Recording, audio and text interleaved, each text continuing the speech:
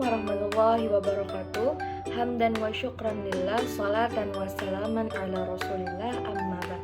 Perkenalkan, nama saya Rahmaniatul Murni Hayati, NIM 200104010134 dari Lokal 20B Komunikasi dan Penyiaran Islam.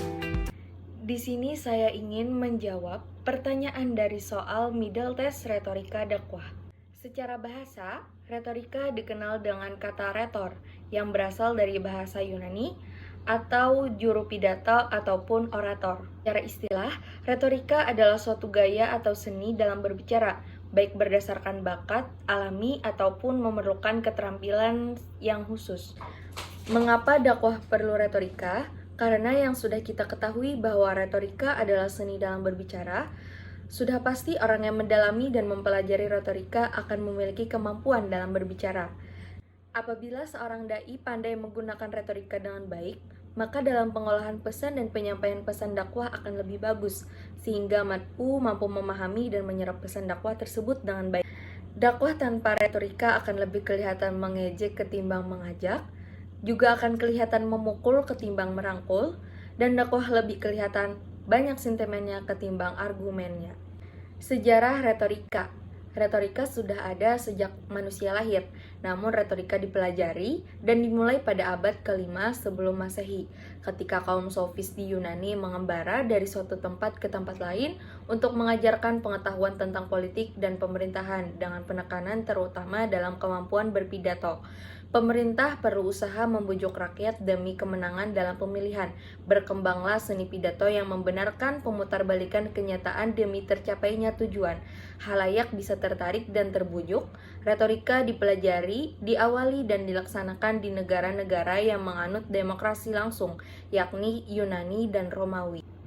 Prinsip yang harus dimiliki oleh seorang dai agar dakwah yang disampaikan menjadi efektif dijelaskan di dalam Quran Surah An-Nahl ayat 125, yang mana serulah kepada jalan Tuhanmu dengan hikmah dan pengajaran yang baik, dan berdebatlah dengan mereka dengan cara yang baik.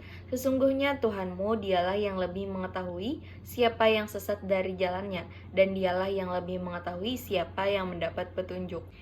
Dari penjelasan di atas, ada 3 prinsip dakwah, yaitu dakwah bil hikmah. Seorang dai atau penceramah dalam menyampaikan nasihatnya harus mengetahui tujuan dan mengenal sasaran dakwahnya. Yang kedua, dakwah bil mau'izatil hasanah. Dalam memberikan nasihat, seorang dai harus menggunakan cara-cara yang baik, dimulai dengan memberikan teladan yang luhur hingga nasihat yang menyejukkan jiwa. Yang ketiga yaitu dakwah mujadalah billati hiya ahsan. Dakwah yang dilakukan dengan cara bertukar pikiran atau dialog sesuai kondisi masyarakat setempat tanpa melukai perasaan mereka. Langkah-langkah yang perlu dilakukan dalam menyiapkan pidato yaitu yang pertama, mempersiapkan materi, yang kedua, mempersiapkan fisik, dan yang ketiga, mempersiapkan mental. Yang pertama yaitu dalam mempersiapkan materi, harus menentukan topik terlebih dahulu. Topik adalah pokok bahasan yang akan dibahas di dalam suatu pidato. Yang kedua yaitu mengumpulkan bahan. Bahan-bahan pidato dapat ditemukan di dalam surat kabar, majalah, buku-buku, katalog, brosur, atau di tempat pameran, radio, televisi, dan juga internet. Yang ketiga yaitu merumuskan judul.